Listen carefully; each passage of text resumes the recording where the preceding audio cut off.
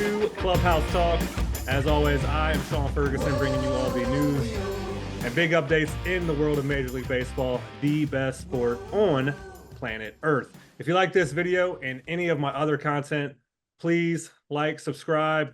Please follow me on X. The handle is @CHTalk. And there is so much going on right now. And as an Orioles fan, it's giving me a little anxiety. And for this video, I wanted to bring on a friend of the show, Eli Shelton. Eli, welcome back to the show. Thank you, Sean. We are getting closer and closer to postseason baseball, and you can feel it. The tensions are ramping up. The uh, the margins are getting thinner. Yeah, they And are. They are for baseball is sure. just getting better.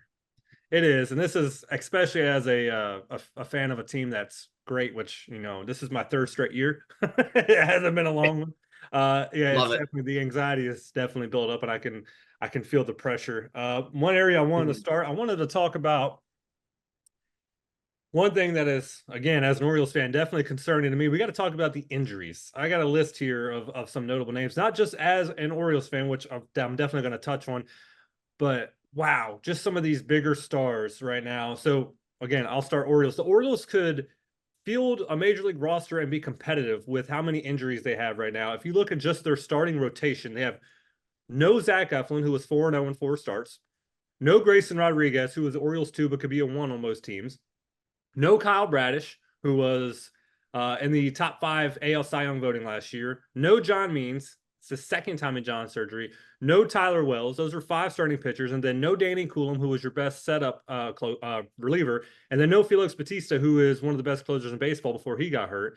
You're also bat-wise not having Heston Kjerstad, who was one of the best young talents. No all-star third baseman in Jordan Westburg. And no Jorge Mateo, who was having a great year as a utility man. That is devastating right now in the end of August. And then you look at the Yankees, they just lost Luis Gil, 15-day IL. Austin Riley for the Braves is out 6 to 8 weeks with a broken hand. And then you just lost Ketel Marte. He is out. And Kim for the Pirates is out as well. It's so much happening right now. And with all of that, with October looming, I know we're at the end of August, but with October looming, is it going to feel different with these big stars missing these big games? Or is it going to, like, how do you feel about that? It is going to depend. It's never good to lose players. You always want to have your team as healthy as you can, but the reality is that's never going to happen. So just being able to manage while you get by is the most important thing. The Baltimore Orioles, you just mentioned how they're having a litany of injuries. It is tough for them right now.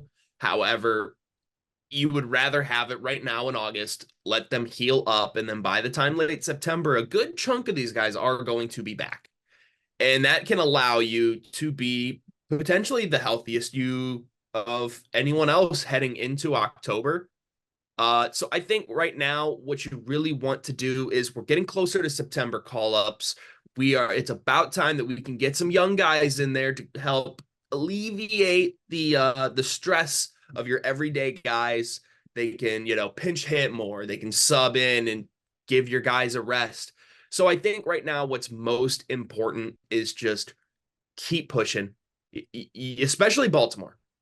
They're still up there for this playoff race. It's been going back and forth. We remember about a month ago, we were talking about the Yankees on a free fall. They acquired Jazz Chisholm. Now the team is starting to find some cohesion here, and they're back on top. Baltimore facing some injuries. It's causing them to slip a little bit. Once more guys start coming back, you start feeding them into the lineup, into the rotation. Then they can start to improve. The pitching rotation, yeah, you've got a lot of long-term injuries.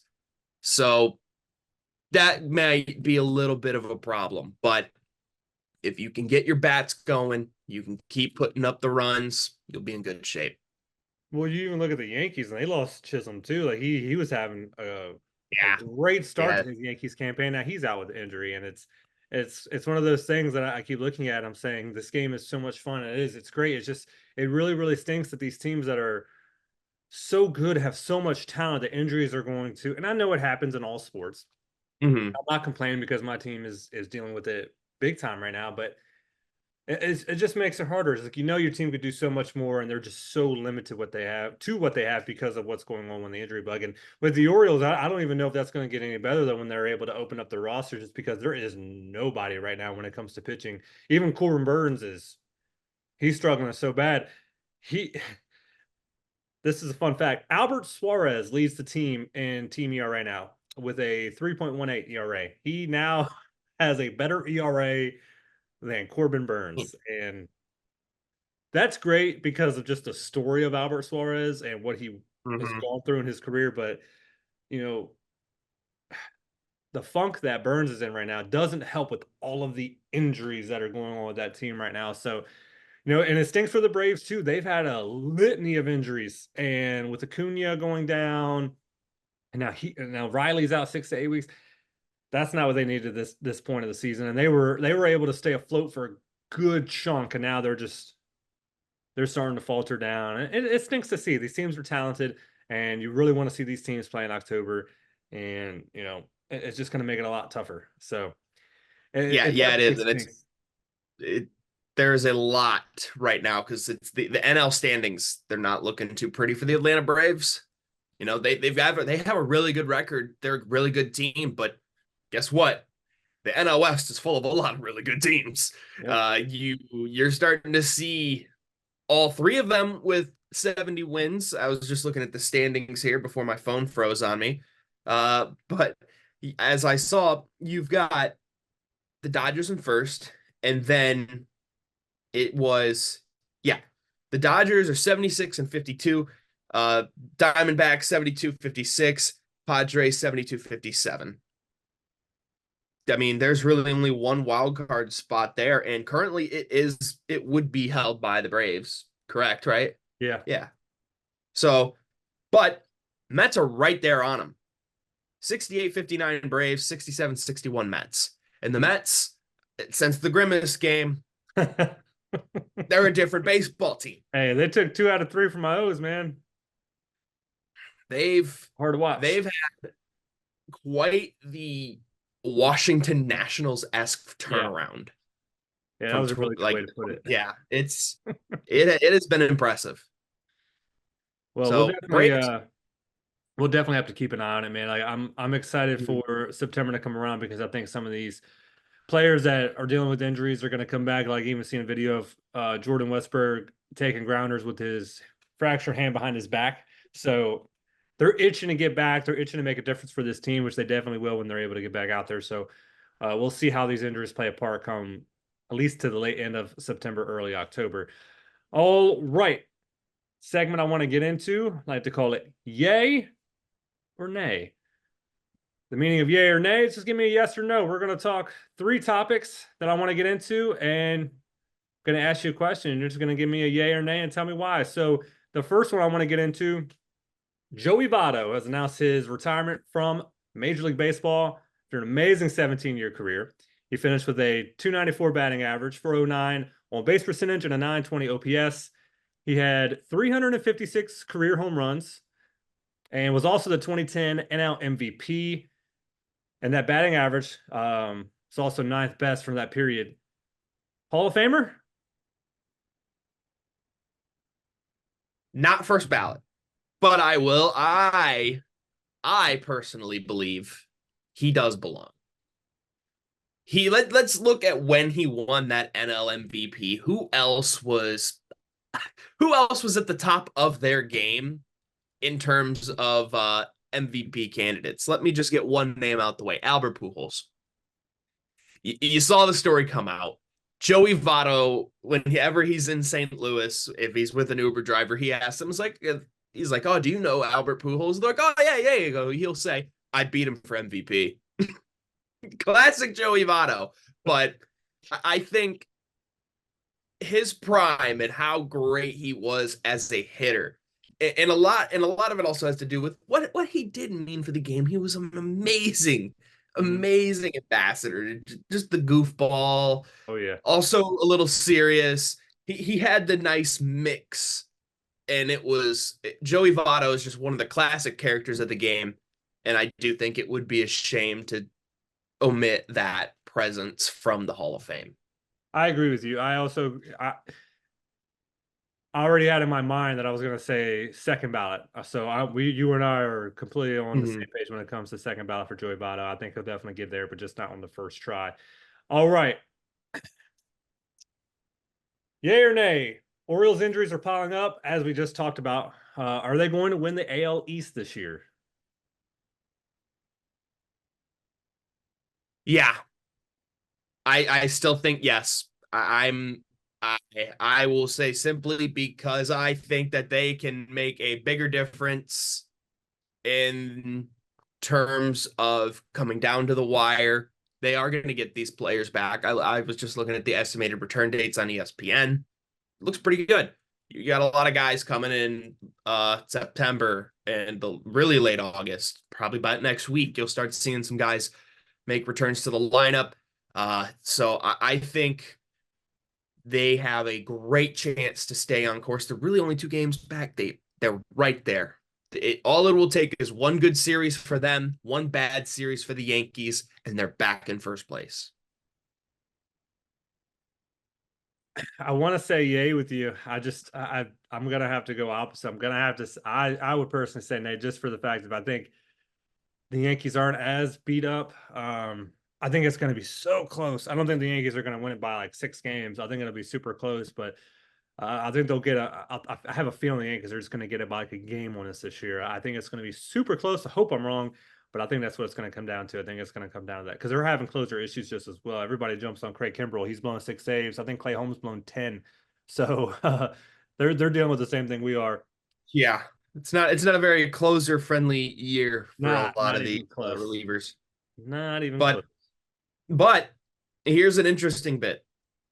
The second to last series of the season, Baltimore, New York. Yeah, how awesome is that going to be? That is gonna be great. Yeah, as a fan, That is going I'm to like be great. definitely. That right there, that's this series right here on the 24th, 25th, and 26th of September could decide the entire AL East. Yeah, how that chills, No. chills. All right, third and final, yay or nay? The umpires they have been criticized a lot over the last couple years, especially with the advancement and the tech in the sport, which I love, especially when it comes to the home plate umpire in the strike zone. All right, Mm-hmm. do you think we are going to get to a point where you can challenge balls and strikes, or you get rid of umps altogether, or just have an automated strike zone?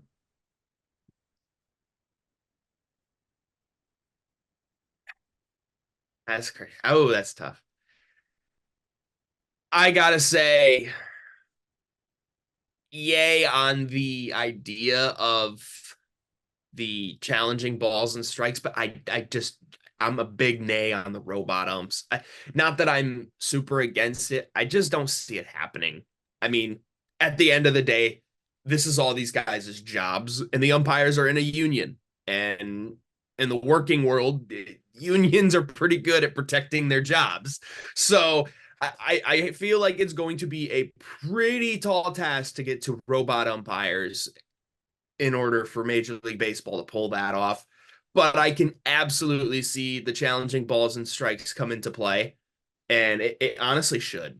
It's time. Some of these umpires are a little too ridiculous when it comes to how outside the strike zone they're calling their strikes. So it is only right that we have a challenge system, and the one the miners have been using is great. It is very simple. It is you tap the head, you look up, ball. Nope, it's a strike. It's that easy.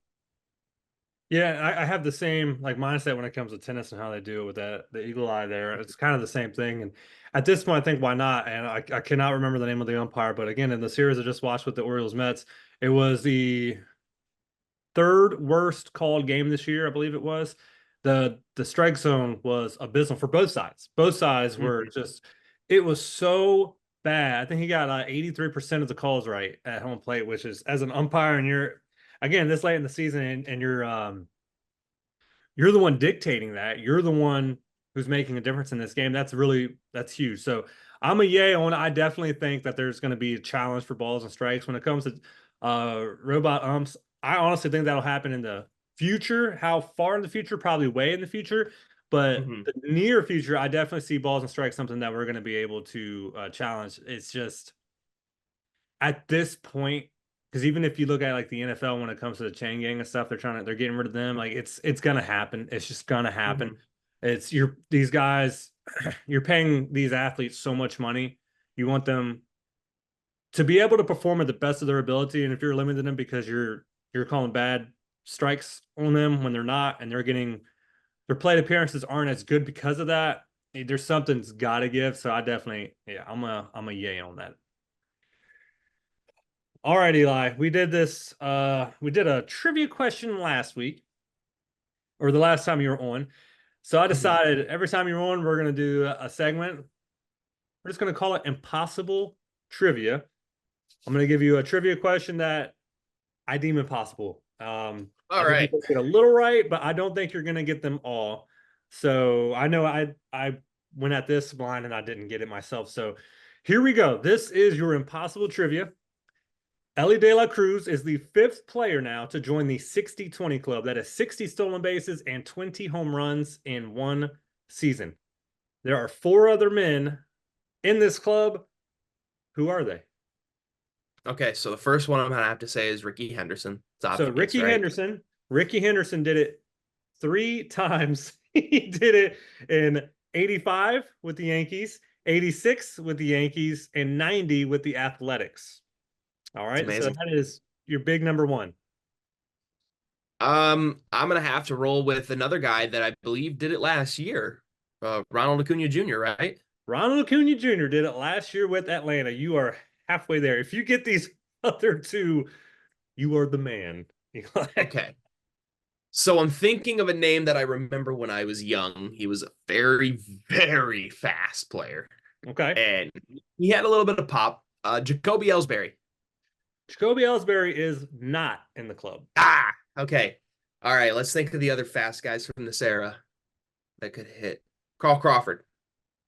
So I'm gonna help you out a little bit. Carl Crawford is not on the list. So one of the guys you're looking for did it twice, both in the mid 70s, Ah, and the other one only did it once, and he did it in the mid to late 80s. okay. So I'm trying to get you to that track. All right. All right. I'm trying to think who are some who are some names from then.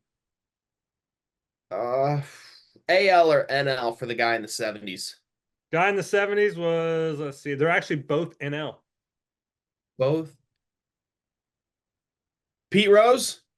Pete Rose did not join the club. Okay. Okay. Yeah, it might be a little much for 60 might be a little too much for Charlie Hustle. Huh. Both NL. Trying to think of some of these legends from that time. Oh man. I'm gonna Ozzie go ahead Smith. and No, Ozzie Ozzie Smith. Smith can't hit a home run. Ozzie Smith can't hit a home run. No, he Correct myself. cannot. He is not in the club. I'm gonna go ahead and give you the guy from the 70s. He is number two on this list because he's done it twice. Joe Morgan did it with the 73 and 70 Oh, Reds. oh Morgan. Joe Morgan. All right. Last big hint I'm gonna My give you. dad would This kill guy me. who That's did his it in favorite player. the guy who did it in the 80s also played for the Reds. Barry Larkin, right? Not Barry No, Larkin. that's okay. Man, Told you this. I should know that. It's both the Reds. Like I know. growing up in the Red, not exactly in the Reds world, but like I have got a lot of You're family there. members that Yeah, are. you're there. Oh, okay. I should have got Joe Morgan. That's on me. Play for the Reds in the 80s. Was he on the 1990 World Series team? I'd have to look at that. All right.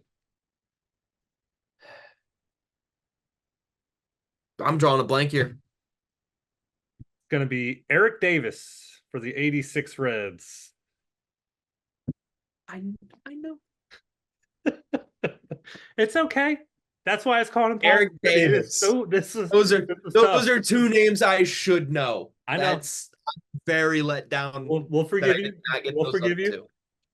But yeah, Ricky, I got Ricky right away, and then Acuna popped in my head, and then it was blanks after that, and Well, then the first one that popped in my head was Ricky Henderson, yeah. of course, and then very quickly Acuna popped into my head because I remember him doing it last year because All right, he had 70-40. yes, he did. Uh, so all right, this is fun. You're 0 for 2 right now with these impossible trivia questions. I got to keep stumping you, man. This is highlight of my day. I got to keep stumping you. I Uh, thought I thought I did I thought I had pretty good baseball knowledge. I'm gonna have you to do. You got really half of them pick right. up That on. was. I mean, you got them both quick too. So that was solid. The one that I have in the chamber though, I'm still 50-50 on whether you're going to get that. I feel like you're either going to get it right away or you're not going to get it all. Like it's not one you're going Okay, to think about. You're going to get it. So I got that one in the chamber. Maybe we'll do that next time you're on. absolutely. I'll think about I'm more than welcome to keep doing these. that. All right. So before I let you go, I wanted to go over some notable games this weekend and just who needs a win more. So you have we'll start off. There's four series here, and just again, who needs to win more this series? Yankees are hosting. Well, I know the Rockies don't need a win, but just kind of in terms of the Yankees, like how bad do they need this? So the Yankees are hosting the Rockies for 3 starting tonight. Mm-hmm. And Yeah. then let's see.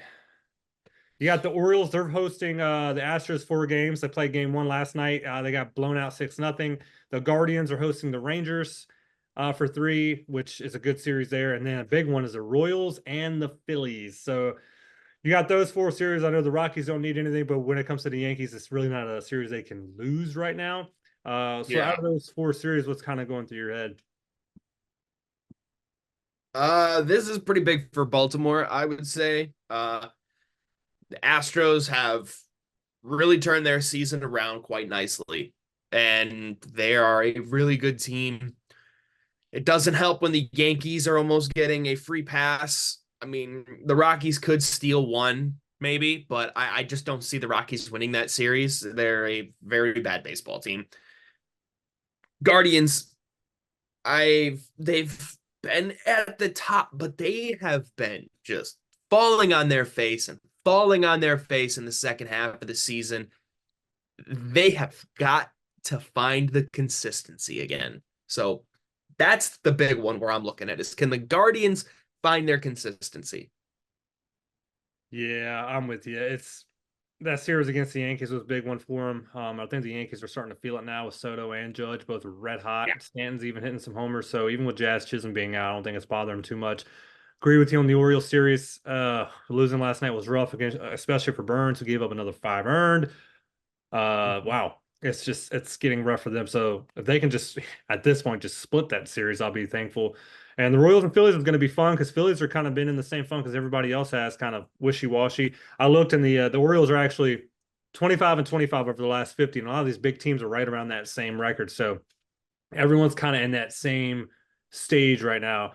So it's going to be interesting to see how these bigger series again, like the Royals and Phillies. That's a big one to me. The Royals could definitely use winning that one as well. So it's going to be an exciting weekend for sure. I know the Orioles Astro series already got started, but they still got 3 more games to play in that series, and I think it's going to be a lot of fun. So I'm looking Oh for yeah. a good weekend of baseball, man. And I wasn't going to bring this up, but I noticed. How do you feel about Scott Service being let go by the Mariners? That's so long overdue one. If it's felt like they've needed to move on from him and just find a new voice to come in for this team because it's a good team. They need someone that's going to be able to get the most out of these bats. Hmm. They need somebody that's going to be able to ride the ship as consistently as they can because this is the second year in a row that the Mariners have done this. You know, having these really nice years following the 2022 season, they've been trying to chase that dragon of the 22 season and it felt like they've fallen short and fallen short and fallen short. They have to get it right. And I feel like Scott Cervez's time was up. He was there for a long time. You know, baseball managers can get a little bit of leeway unless you're Pedro Grifol. So I feel like it was the time. Yeah, I agree.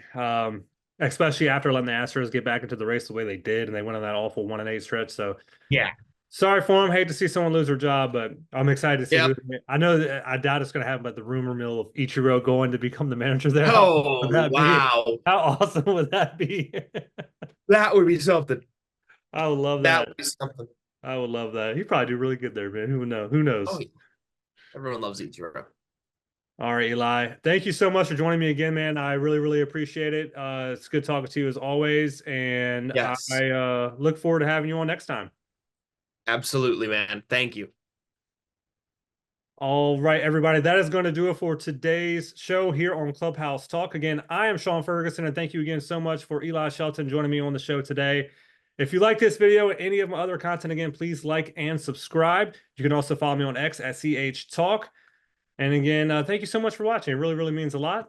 And I'll see you guys next time.